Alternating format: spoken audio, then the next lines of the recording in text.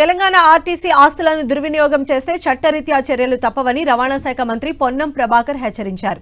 నిజామాబాద్ జిల్లా ఆర్మూరు ఆర్టీసీ డిపోను పరిశీలించిన అనంతరం ఉచిత బస్సు ప్రయాణం గురించి మహిళలతో ఆరా తీశారు. ఆర్టీసీ ఆస్తులను ఎవరైనా కబ్జా చేస్తే కఠిన చర్యలు తప్పవని వార్నింగ్ ఇచ్చారు. ఈ నెల 28 నుంచి 6 గ్యారంటీ పథకాలకు ప్రజలు దరఖాస్తు చేసుకోవాలని మంత్రి పొన్నం ప్రభాకర్ సూచించారు.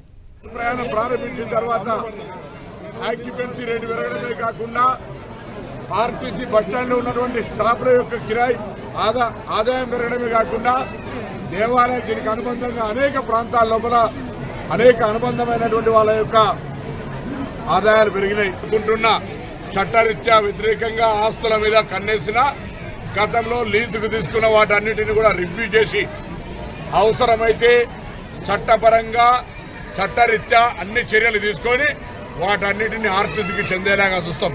ఎక్కడ కూడా ఒక్క ఆర్టీసీ ఆస్తిని అన్యాక్రాంతం కాకుండా ఇతరుల యొక్క కబ్జాలా పోకుండా పోయిన వాటిని కూడా ఏ విధంగా చట్టరీత్యా తీసుకోవడమో మా బాధ్యత. ఈ ప్రభుత్వం యొక్క ధర్మం. ఇది ప్రజల ఆస్తి, ప్రజల యొక్క రవాణా సంస్థకు సంబంధించిన ఆస్తి. దాన్ని కాపాడుకొని ఎక్కడ కూడా అన్యాక్రాంతం కాకుండా కాపాడుకునే బాధ్యత మా